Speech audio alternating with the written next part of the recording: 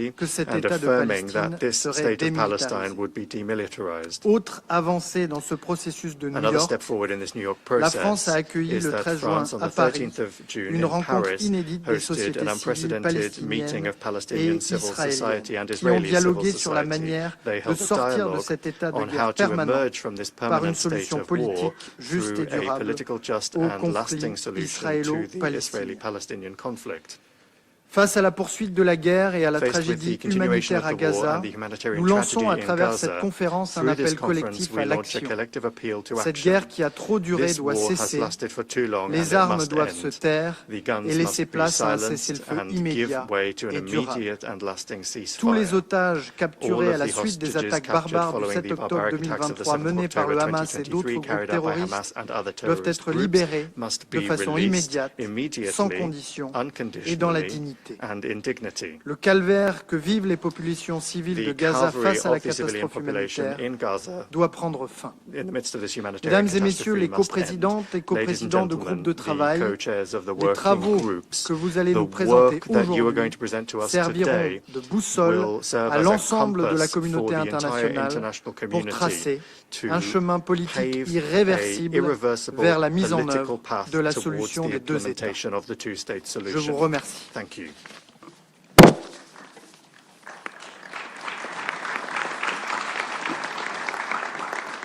J'invite à présent son Excellence Monsieur Antonio Guterres, secrétaire général de l'Organisation des Nations Unies, à faire une déclaration. Excellencies, ladies and gentlemen, I thank the government of France and the Kingdom of Saudi Arabia for organizing this international conference on the implementation of the two-state solution. We are here today with our eyes wide open, fully aware of the challenges before us. We know that the Israeli-Palestinian conflict has endured for generations, defying hopes, defying diplomacy, defying countless resolutions, and defying international law.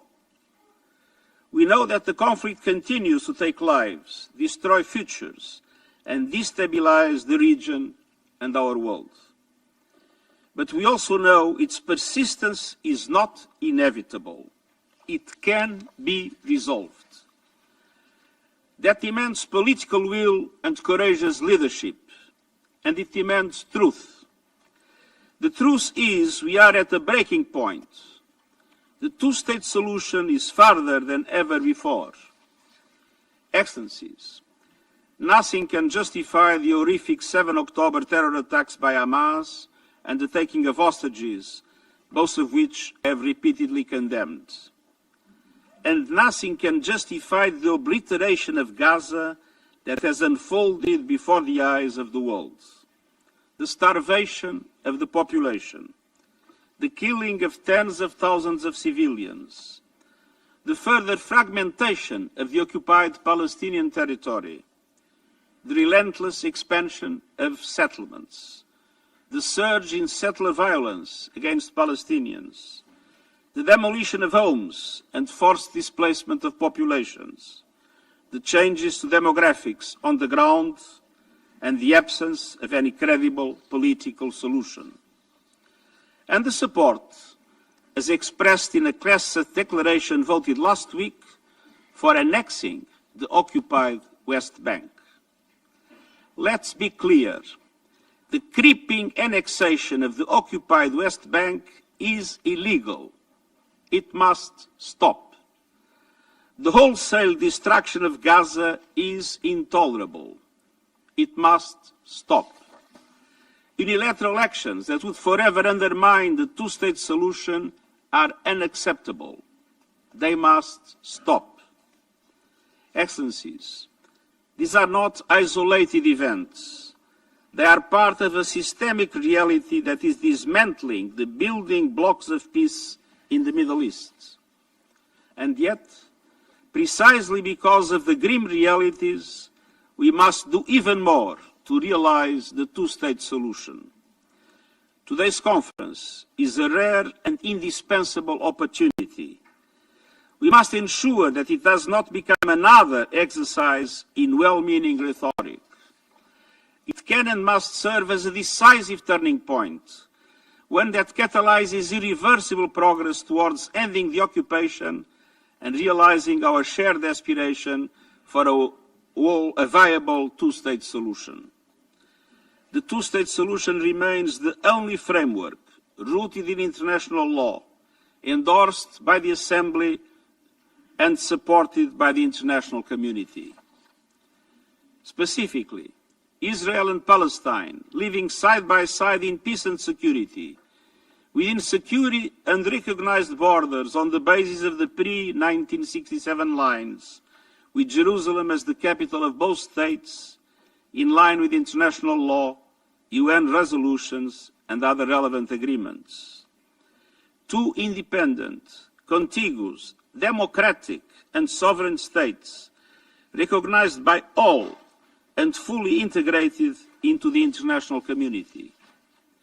It is the only credible path to a just and lasting peace between Israelis and Palestinians. And it is the sine qua non for peace across the wider Middle East. Excellences, Israël, la Palestine et d'autres devront prendre les décisions difficiles sur cette voie. Un leadership audacieux et fondé sur les principes sera nécessaire de tous les côtés. Nous sommes ici pour encourager et soutenir cet effort. Merci de vous être rassemblés pour faire avancer cette cause essentielle pour les populations d'Israël, de Palestine et pour l'humanité tout entière. Et je vous remercie.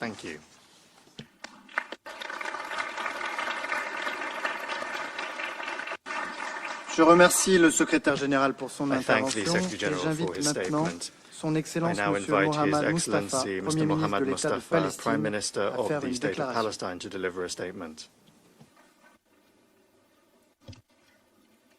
Excellencies, distinguished delegations, I'm honored to be among you all today, and I wish to express the State of Palestine's deep gratitude for the Kingdom of Saudi Arabia and France for their leadership and for undertaking the responsibility entrusted to them by the General Assembly in co-chairing this historical international conference. I also express our deep appreciation to the co-chairs of the working groups for their dedication, also the President of the General Assembly and all states and organizations for their contributions. I'd like to thank the United Nations, represented by the President of the General Assembly and the Secretary General, and through them, all of the United Nations, for their relentless efforts to deliver on their sacred mandate, including the United Nations personnel on the ground who does so at the peril of their lives. Excellencies, this conference holds a promise, a pledge to the Palestinian people that the historical injustice that befell them must come to an end. What's happening in Gaza is its latest and most brutal manifestation, and we are all more than ever compelled to act. This conference is a message to the Palestinian people that the world supports us in the realization of our rights to life, liberty, dignity in our land, and of our right to our sovereign state. This conference is also a message to the Israeli people that there is a path to peace and regional integration. It will be achieved through our independence, not our destruction, through the realization of our rights, not their continued denial, that Palestinians are not condemned to perpetual occupation and exile, and Palestinians and Israelis are not doomed to be at eternal war, that there is another way, a better way, that leads to shared peace, shared security, and shared prosperity in our region. Not for one at the expense of the other, but for all. We hope they hear this message and grasp this historical opportunity. For very long, the idea was to leave the matter to the parties, relying solely on their goodwill. The result was entrenched occupation, an ever-worsening situation, and more violence and loss of innocent lives. The reality is that while the parties have their obligations and responsibilities, the rest of the world has also obligations and responsibilities in ensuring we achieve self-determination and just and lasting peace. Therefore, we welcome the approach taken by this conference to identify what's required from all actors and to promote concrete and decisive actions with clear mechanisms and time-bound commitments. All states have a responsibility to act now, to end the war on our people in Gaza and throughout the state of Palestine, to secure the release of all hostages and prisoners, to ensure the withdrawal of Israeli occupation forces. And we, of course, support in this regard the mediation efforts of Egypt, Qatar, and the United States, and the actions undertaken by all states to achieve these goals. The massacres and the engineered starvation by Israel must be brought to an immediate end. We all must act to reunify Gaza and the West Bank, including East Jerusalem, with no occupation, no siege, no settlements, no forcible displacement, and no annexation, and to rebuild Gaza with and for our people. End the occupation, achieve Palestinian independence, and implement the two-state solution with Palestine and Israel living side by side in peace and security, towards achieving regional peace, security, and prosperity. This requires support to the Palestinian government in assuming its sole governance and security responsibilities, with regional and international support in the Gaza Strip and throughout Palestine. Hamas must end its rule of Gaza and hand over its weapons to the Palestinian Authority. And we stand ready to invite regional and international forces to be deployed in full coordination with the State of Palestine as a part of a stabilization and protection mission, with a Security Council mandate to provide protection to our people and ensure the ceasefire is observed by all parties, and to guarantee the security of all sides in support of the role of our government and our security forces, and not as an alternative to them. The ceasefire should be extended to all Palestine and should be accompanied with the cessation of all illegal measures. I call on all of you to take every action you can take to advance these goals, ending the war on our people, ending the occupation, achieving shared peace, security, and prosperity. I ask you to do that without delay or hesitation. Too much is at stake. We have demonstrated an ironclad commitment to peace in the face of brutal violence.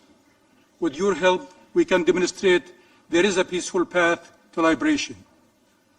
In this regard, I salute the historic and courageous decision of France and President Macron to recognize the State of Palestine in September, and call on all those that have yet to do so to recognize the State of Palestine without delay.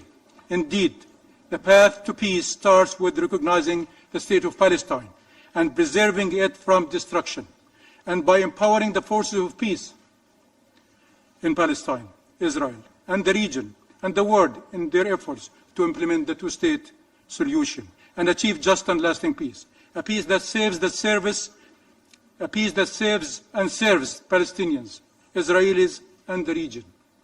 There is no viable alternative to the peaceful settlement of the question of Palestine based on the relevant United Nations resolutions and the two-state solution on the 1967 lines. And there is no two-state solution without an independent Palestinian state with East Jerusalem as its capital. Every state represented here can do what they can, but they must act now to promote compliance and deter violations, to promote commitment, not indifference, to advance accountability, not impunity, to achieve just and lasting peace, not full perpetual occupation and conflict. The Palestinian government is determined to continue the implementation of substantive reforms in impossible circumstances. First and foremost, to be able to do better to serve our people, and also to better cooperate with our regional and international partners. We do not shy away from our obligations, and we are ready and willing to assure all our responsibilities in Gaza and the rest of Palestine. We ask that you help put an end to the Israeli policies who, at the political, financial, and military levels, constitute an existential threat to our people, our state and its institutions, and to peace. The idea that peace and security can be achieved by the destruction or subjugation of our people is a deadly illusion. The only way forward is shared peace and security. Our people are not going to disappear, but they are losing lives and loved ones every single day. Commitments has to be given to secure their future.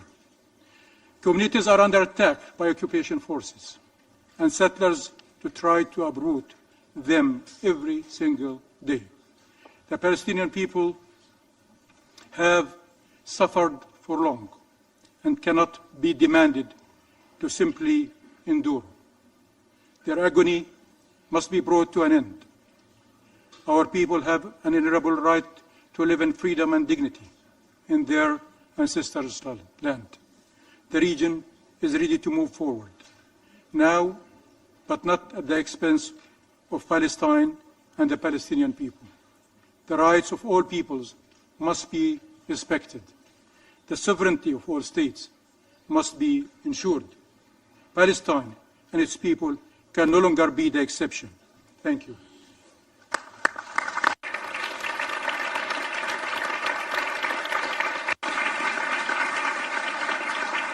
Je remercie le Premier ministre de l'État de Palestine et avant de clore la première partie de la séance, nous vous proposons de vous lever et d'observer une minute de silence à la mémoire de toutes les victimes des tragédies qui endeuillent la région depuis le 7 octobre 2023.